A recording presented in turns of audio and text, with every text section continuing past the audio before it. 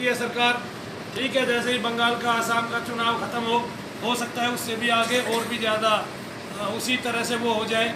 चाहे बेशक दिल्ली में वो ना लगे, लॉकडाउन ना लगे, लेकिन लॉकडाउन से कम की स्थिति भी नहीं रहेगी। तो हम लोग बुखार में ना गिरे, हमारे बच्चे इस भयावह बीमारी से ना तड़पे। वैसे भी मैंने आपको बताया था कि मैंने किसी जानकार की कोई खबर सुनी कि उनके यहाँ से एक स्त्री जो है बहुत कम उम्र की 2 छोटे बच्चों को छोड़ के कोरोना का शिकार हुई और अब वो इस दुनिया में नहीं है। तो उससे बड़ा ही जो है ना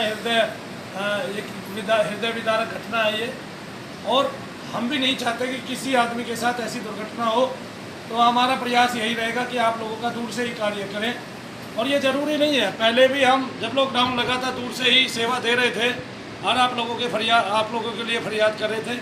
लेकिन इस बार मैं हवन नहीं त्यागूंगा, चाहे कुछ भी हो जाए और चाहे मुझे अकेले ही बैठ के हवन करना पड़े आप सब लोगों के लिए। तो जिनकी भी इस शनि धाम से कभी भी क्रिया हुई है, 2 साल पहले भी क्रिया हुई है, वो लोग भी हाथ जोड़कर शनिदेव महाराज से जुड़े और बोले सवेरे सवेरे 11 बजे के करीब बोले, हे शनिदेव महाराज, आज शनि धाम में जो यज्ञ शुरू होने जा रहा है उसमें मनु भैया को साक्षी मानकर हम शामिल होना चाहते हैं, तो हमें शामिल कीजिए आप। तो उस तरह से आप हमारे यज्ञ में शामिल हो जाएंगे, फौरन आपके यहाँ मंत्र दूत पहुँच जाएंगे। अभी हम अनन्य मंत्रों का जप कर रहे थे, लेकिन कल से हम हनुमान जी का मंत्र जप कर रहे हैं और हमें पता है पूर्ण वेग के साथ बजरंगबली महाराज, चूँकि वो हमारे इष्ट के सहायक मित्र हैं।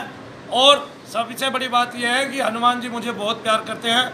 ये आधी दुनिया को केवल 4 दिन के यज्ञ में ही पता चल जाने वाला है। लोगों को बड़े मिठासपूर्वक सपने भी आएंगे। लोग जो शनि धाम से जुड़े हुए हैं उनके साथ बड़ी ही सपने में बड़ी बढ़िया घटित वो होंगी, घटनाएँ होंगी और चमत्कार होंगे जिससे वो जुड़ेंगे शनि धाम में और लोगों का बड़ा कार्य होगा। तो शनिदेव महाराज और हनुमान जी महाराज की कृपा में रहिए, शरण में रहिए। हाँ, और भगवान शंकर के आज्ञा से ये जो यज्ञ हमने शुरू किया है इसको हम अनंत काल तक रखेंगे, जब तक हमारे से बन पाएगा। इस यज्ञ में हम पहली जो बैठक लगाते हैं 5 घंटे की या 6 घंटे की लगाते हैं। आहुति डालने वाला अकेला मैं ही होता हूँ, आप लोग स्वाही बोलते हैं बैठ के, क्योंकि हमारा मंत्र जो है, यज्ञ जो है वो पूर्ण रूप से फलित है, जिससे आप लोगों को फल ज़्यादा मिलेगा, आप लोगों पर कृपा ज़्यादा होगी। जो लोग आए हुए हैं वे यज्ञ में अपनी तरफ से हवन सामग्री आदि देके उसमें शामिल हो सकते हैं। अभी सभी लोगों को अंदर बैठना है, गोला पकड़ना है, 1 घंटे बाद वो गोला देके अपने घर जाना है सीधा, रुकना किसी को नहीं है, क्योंकि आपके लिए ही हवन हो रहा है। जो शनि धाम में आएगा और नहीं भी आएगा उसके लिए भी हवन हो रहा है। कोई ये ना सोचे कि मैं जाके ही कुछ कर लूँगा, ऐसा नहीं है। हाथ लगाने की कोई ज़रूरत नहीं है। ये समझे कि आप, हाँ, अगर कोई यज्ञ में बीच में कोई भी भाग दे के जाना चाहता है अपने घर से, घी सामग्री, कपूर, लौंग, इलायची, ठीक है, या आप और बहुत सारी चीज़ें ऐसी हैं, जायफल है, ठीक है, मिश्री है, क्यों ना हो, कोई फल ही क्यों ना हो, और कोई बर्फ़ी आदि क्यों ना हो, कोई लड्डू आदि का भोग ही क्यों ना हो, या इसके अलावा जटा मासी वगैरह, भोजपत्र वगैरह, बेलपत्र वगैरह, जो चीज़ें हवन में पड़ती हैं आप उसको भी लेके आ सकते हैं। ठीक है, आप अपने घर से लेके आए, यज्ञ में शामिल हों और फिर फौरन चले जाएं, क्योंकि धाम में हमें भीड़ नहीं रखनी है बिल्कुल भी, और ना रखना चाहिए भी, समय को देखते हुए और रोग को देखते हुए, क्योंकि ये कठिन परिस्थिति है भारत के लिए पहले से भी। और मैं ऐसा नहीं हूँ, ठीक है, कि आपको ये कह दूँ कि क्या कहते हैं इससे कोई बच जाएगा या जो धाम में जुड़ा होगा वो इससे बच जाएगा। मुझे गलत बोलने की आदत नहीं है और ना मैं गलत बोलता हूँ, ठीक है ना। फिर भी कई लोग जो है ना आड़ी तीसरी वीडियो डालते हैं, उसमें कहते हैं कि मनु भैया ने ये कर दिया, वो कर दिया, वो कर दिया। अगर कोई सामने से धमकी दे रहा है तो मनु भैया धमकी देते हैं, वरना मनु भैया को कोई शौक नहीं है किसी से उल्टा बोलने का और ना किसी के प्रति द्वेष भाव रखने का। मेरा इस पूरे संसार में किसी से भी कोई द्वेष नहीं है, क्योंकि जो घटना होती है उसके बाद मैं तुरंत भूल जाता हूँ। वो घटना चली जाती है मेरे दिमाग में, वो कहीं नहीं छपती है। ना मैं किसी को अपना सदा के लिए कोई शत्रु मानता हूँ। मेरा कार्य ये है, काम खत्म, काम खत्म, ऐसे। तो वो कुछ समय की बात होती है, आदमी अपने आप को बड़ा दिखाने के लिए, शो करने के लिए मनु भैया को नीचा दिखाना उसका ज़रूरी हो जाता है, वो ये समझता है। और लोग अपने यहाँ भीड़ एकत्रित करने के लिए मनु भैया को नीचा दिखाने की कोशिश करते हैं। आज तक तो कोई कामयाब हुआ नहीं है माई का लाल, और ना कामयाब होगा जब तक मेरे इष्ट बैठे हैं शनिदेव महाराज, क्योंकि वो कलयुग के अकेले ऐसे नाथ हैं जिन्होंने पूरे कलयुग में जो है हामी भरे रखनी है। पूरे कलयुग में जो है वो सितारे की तरह चमकने वाले हैं। तो एको नाथा एको देवा कलो शनि, ठीक है ना।